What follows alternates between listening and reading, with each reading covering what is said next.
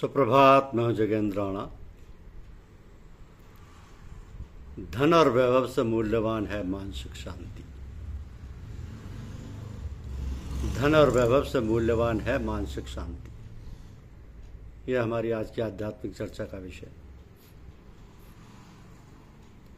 उसके पास सब कुछ है, आलीशान कोठी, देश विदेश में सुख सुविधाओं से पूर्ण एयर कंडीशन बंगले, शानदार कीमती गाड़ियां, दुनिया की सैर के लिए निजी वायुयान, बटन दबाते ही हाजिर होने वाले सभी श्रेणियों के सेवक, बड़े बड़े कल कारखाने, कुबेर का ऐश्वर्य, स्वर्गिक सुख उपलब्ध कराने वाले समस्त साधन। बस एक ही अभाव उसे हर समय खटकता है, मानसिक शांति का अभाव। ये मानसिक शांति पाने के लिए उसने न जाने कितने साधु महात्माओं की चरण सेवा की, यज्ञ हवन, पूजा पाठ, तीर्थाटन सब करके देखा, किंतु हर प्रयास व्यर्थ सिद्ध हुआ। वर्षों पहले मैंने एक कहानी पढ़ी थी, उसे देखता हूँ तो याद आ जाती है कि एक बार उसके जैसा ही कोई अति संपन्न व्यक्ति किसी महात्मा के पास पहुंचा। महात्मा उस समय ध्यानमग्न थे। वो उनके सामने चुपचाप बैठ गए। महात्मा के चेहरे पर अद्भुत कांति और शांति विराज रही थी। वो एकटक उन्हें देखने लगा। उसके मन में एक प्रश्न उठा कि फूस की कुटिया में रहने वाले सर्वत्यागी को ऐसी कौन सी वस्तु मिल गई है जिससे पूर्ण संतुष्ट, पूर्ण शांत और पूर्ण निर्विकार दिखाई देता है।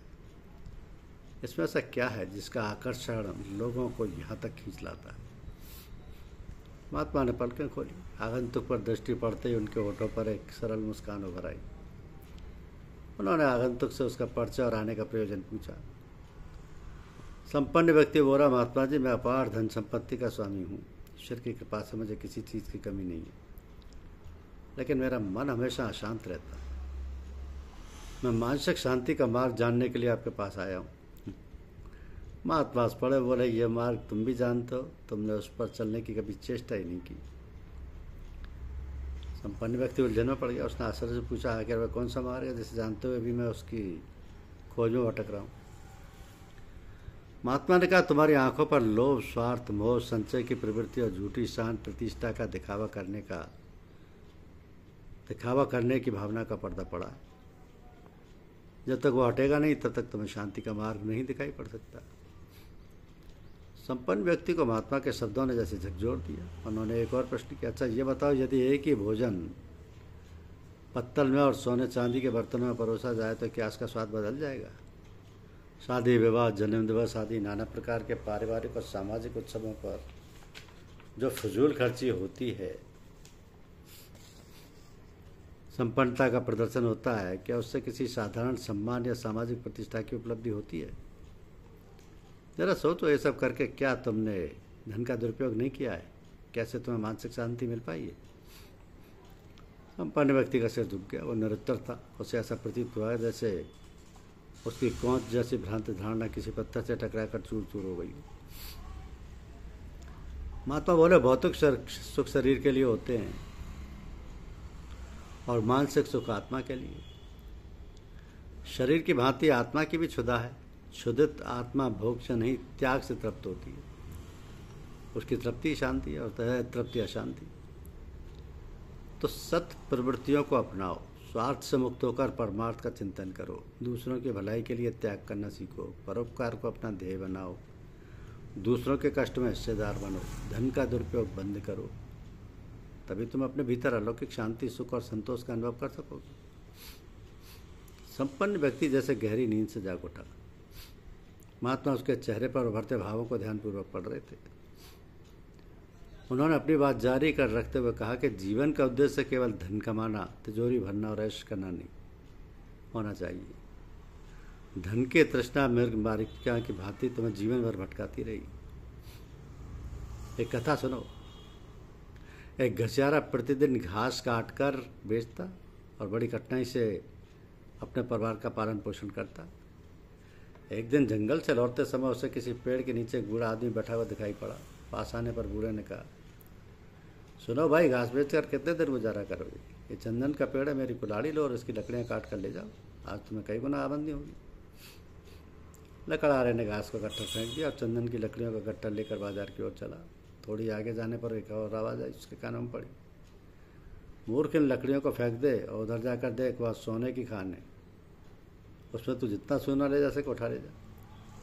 घसियारे ने जब चमकता हुआ सोना देखा तो उसकी आंखें आश्चर्य से फैल गईं। उसके मन में तरह तरह की कल्पना जन्म लेने लगी। उसने सोने के कई बड़े बड़े टुकड़े उठा लिए और जल्दी जल्दी घर की ओर बढ़ चला। बोझ भारी होने पर भी उसके पाँव में तेज चलने की शक्ति आ गई। तभी उसे सुनाई पड़ा, आगे गरीबों की बस्ती है, थोड़ा सोना उनमें बांट दे और बाकी अपने हाथ साथ ले जा। तेरी मृत्यु का समय निकट है, पुण्य कमाने का दूसरा अवसर तुझे नहीं मिलने वाला है। घसियारा सोचने लगा, मर भी जाऊं तो कोई बात नहीं, इतना सोना पाकर मेरे बाल बच्चे आराम की ज़िंदगी गुजारेंगे। बस्ती में जाकर सोना बांटने में समय और मिले हुए धन दोनों की बर्बादी है। अगर मेरी मृत्यु का समय सचमुच निकट है तो घर पहुंचकर ही मरना ठीक रहेगा। कम से कम अपने परिवार को सोना पाकर हर्ष से नाचते गाते तो देख लूँगा, मुझे भी शांति मिल जाएगी। उसने उस आवाज़ की उपेक्षा कर दी और घर के रास्ते पर बढ़ता गया। अचानक वह मुँह के बल गिर पड़ा और उसके प्राण पखेरु उड़ गए। धन के लोभ ने उसे परोपकार को व्यर्थ समझने की दुर्बुद्धि दी थी। धन की लिप्सा मनुष्य को स्वार्थी, अहंकारी और विवेकहीन बना देती है। तो संपन्न व्यक्ति एकाग्रचित्त होकर महात्मा की बातें सुन रहा था। महात्मा बोले, साधनहीन मनुष्य जब अकस्मात साधन संपन्न बन जाता है तो उसके विचार बदल जाते हैं। तुमने 5 अकर्मण्य मित्रों की कथा नहीं सुनी होगी। 5 मित्र एक बार इकट्ठे हुए। अंधे ने कहा, काश मेरी आंखें होती तो मेरी अच्छी बुरी चीज़ों को पहचानने में मुझसे भूल ना होती। लंगड़ा बोला, मेरे दोनों पैर होते तो मैं दौड़ दौड़ कर भलाई के काम करता। निर्मल ने कहा, मुझ में बल होता तो मैं अत्याचारियों को मजा चखा देता। मूर्ख बोले, यदि मैं विद्वान होता तो विद्या का दान करके पुण्य का भागी बनता। निर्धन ने कहा, भगवान यदि मुझे धन देते तो मैं दीन दुखियों को दोनों हाथों से दान करता। भगवान इनकी बातें सुन रहे थे। उन्होंने उत्तम विचारों की सत्यता परखने के लिए प्रत्येक की इच्छा पूरी कर दी। आंखें मिलते ही अंधा सुंदर वस्तुओं को पाने के लिए व्यग्र हो उठा। लंगड़ा पैर मिलते ही सैर सपाटे का आनंद लेने लगा। निर्बल ने बल पाकर दूसरों को आतंकित करना शुरू कर दिया। मूर्ख ने विद्वान बनते ही चतुराई से दूसरों को मूर्ख बनाने का पेशा अपना लिया। और निर्धन ने धन पाकर भोगविलास में लिप्त होकर झूठी शान दिखाने के लिए फिजूल खर्ची शुरू कर दी। भगवान रुष्ट हो गए। उन्होंने उन 5 को पहले जैसा बना दिया। तब उन्हें अपनी प्रतिज्ञा याद आई, किंतु पछतावा ही हाथ लगा। समस्त संपन्न व्यक्ति महात्मा जी के पैरों पर गिर पड़ा। बोला, बस गुरुदेव, आज मुझे सच्चा गुरु, सच्चा पथ प्रदर्शक मिल गया। मैं मानसिक स्थिति की खोज में अब नहीं भटकूंगा। उसे पाना मेरे लिए सहज हो गया। क्षणिक सुख और शांति के लिए आजकल लोग खूब व्यसनों को अपना लेते हैं।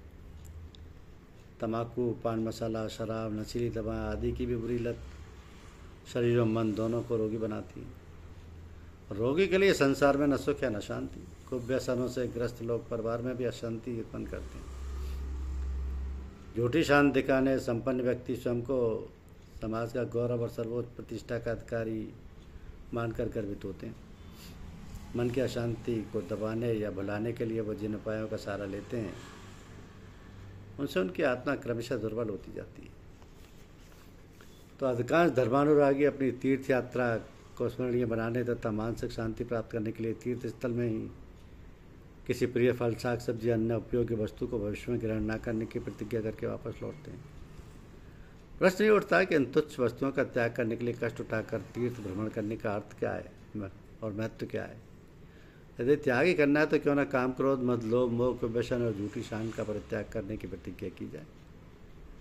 ऐसी प्रतिज्ञा मानसिक शांति प्रदान करती है। धन वैभव से कहीं अधिक मूल्यवान और महत्वपूर्ण है शांति। ईश्वर की कृपा से यदि धन मिले तो उसे प्रसाद के रूप में ग्रहण करना चाहिए और सत्कार्यों में उससे अधिक उपयोग करना चाहिए। आत्मा को दुर्लभ सुख, शांति और संतोष प्रदान करता है। कभी रहीम ने कहा कि पानी बबाड़े नाव में, घर में बाड़े दाम, दोनों हाथ उलीचिए यही सयाना काम। दोनों हाथों से उलीचने की इस क्रिया में परमार्थ ही संपूर्ण व्याख्या छिपी हुई है। त्याग और परमार्थ ही दिव्य शांति और अलौकिक सुख का मूल मंत्र है। धन्यवाद।